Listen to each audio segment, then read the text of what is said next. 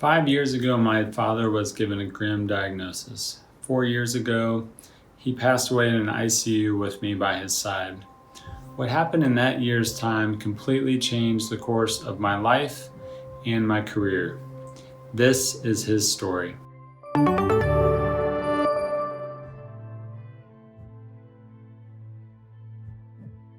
I'm Trey Bennett, nurse practitioner and founder of IHPKC, Kansas City's board-certified lifestyle medicine specialist. I'm often asked why I decided to specialize in lifestyle medicine. Watching my father's health decline and his life slip away before my eyes sent me on a soul-searching mission. At the time, I was working in a hospital and planning to continue my work in acute care, but after acute care failed my father before my eyes, I knew I had to find a new specialty. My father was an educator by training. Here is a poem I wrote in the days after his death. Teacher's Son. He taught me to ride a bike. He taught me to cook. He taught me to pitch a tent. He taught me honesty. In times of doubt, he gave me inspiration. In times of war, he taught me about peace. In times of need, he taught me about generosity. In times of sadness, he taught me how to laugh. When he was done teaching me all these lessons, he taught me that the hardest part of life is death. He will always be my favorite teacher. Born and raised in Kansas City, Missouri, my dad loved barbecue and cheeseburgers. He grew up somewhat poor, and his father died relatively young in his 60s from heart disease. My dad was a pill for every ill kind of guy. It all started with lactose intolerance.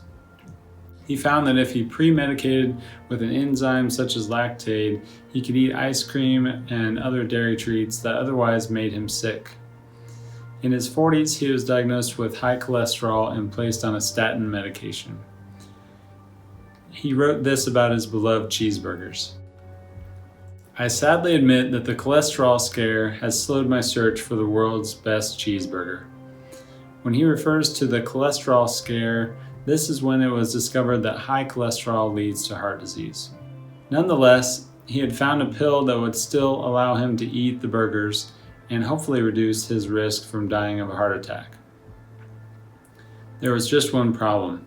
The side effects were horrendous, and he was switched from drug to drug and had several dosage changes throughout my childhood. He was overweight during my childhood, and he also suffered from gastroesophageal reflux disease, or GERD, and heartburn, and chronic pain and inflammation in his shoulders and hips, all of which earned him a pill or two at least once a day, along with high blood pressure and high cholesterol.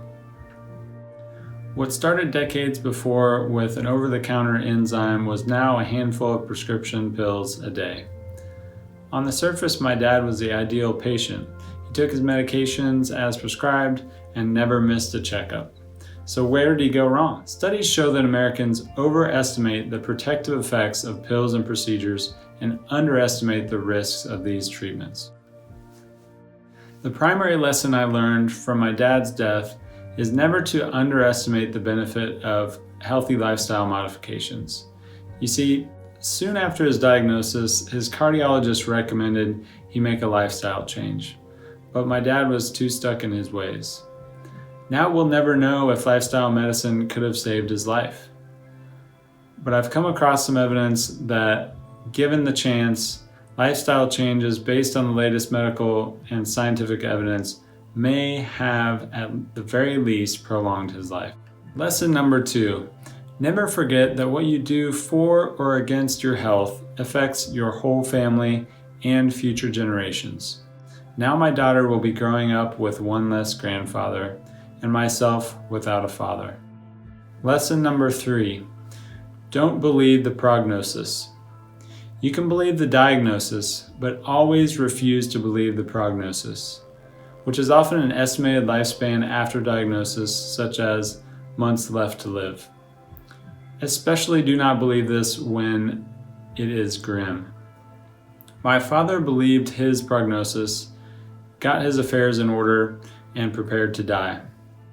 If he had refused to believe the prognosis and changed his lifestyle, I truly believe he may still be with us today.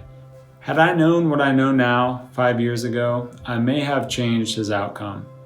Now the best I can do is help others prevent early deaths in their families. I've made it my mission to spread this knowledge and evidence so Kansas Cityans are empowered to live longer, happier, healthier lives.